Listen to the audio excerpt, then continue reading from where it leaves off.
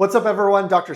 Patel, Beverly Hills facial plastic surgeon here today to talk about all things deep neck lift. So before we begin, what the heck is a deep neck lift? Well, I started doing a lot of surgery where I was doing chin liposuction, and I had patients either who had surgery done elsewhere or surgery done by me where I wasn't as thrilled with the results as I would have been, and I didn't really understand why. There is an anatomical reason for this often. And what that is that sometimes we have fat deep to the platysma muscle. The platysma muscle is a muscle that extends from our jawline down to our collarbone. You can see it when you do this. And when we do liposuction, Kybella, cool sculpting, we're targeting all the fat outside of that.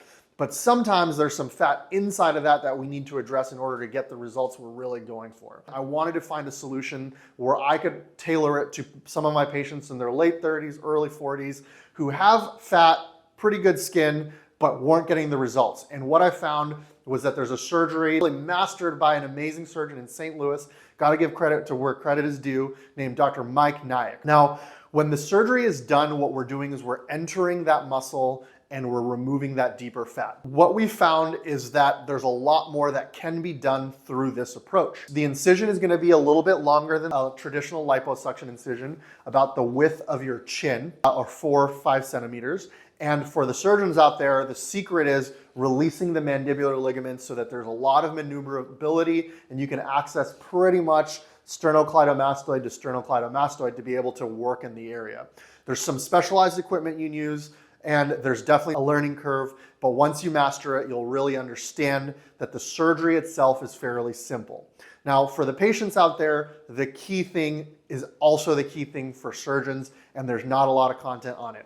You can check out this video I'm going to link above that I made, but the key question is, what makes a patient a candidate for a deep neck lift versus lipo? And patient selection is going to be key. What is key is to analyze the platysma muscle. Have the patient or yourself flex, extend, flex the platysma, and try to find its position and see if that position would lead to a final outcome that your patient would be happy with. Now, that being said, the deep neck lift is going to be something that we are going to utilize in order to get some of the best results. Because truly what we're doing is restructuring everything in the neck minus obviously your windpipe. You can't move that, unfortunately. And so what we're doing is we're trying to move the platysma up closer to that area and contour the structures deep to it. Now, those structures are going to include your digastric muscles, which are muscles we use to swallow and chew that sit in the middle, and then also your submandibular glands or your spit glands, which are muscles on the side.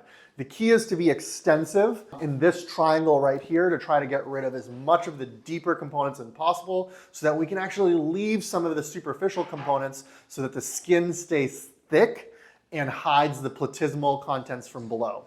As we enter the platysma, we also have to close it up, and that's where we're gonna make some adjustments to either shorten it or tighten it or simply move it higher and adjust it closer to your windpipe.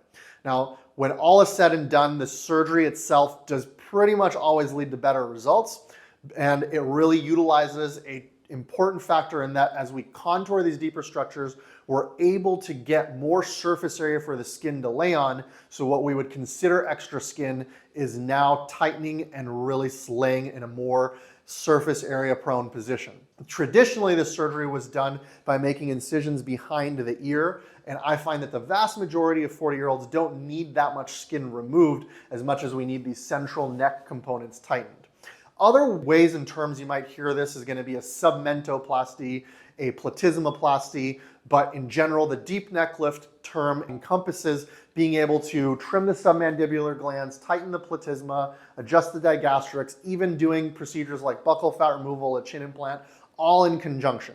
Now, a couple of key components with this surgery is that 50% of people are going to want to be asleep in some form, and 50% of people can do it awake. For the surgeons out there, if you feel like you're going to have to do work on the submandibular glands or the digastrics, I generally would recommend some form of sedation because it can be very stimulating. That being said, there are patients who can definitely undergo it either way. And for the most part, the surgery in my hands takes about an hour and a half, and the vast majority of people can sit still and tolerate it for that long.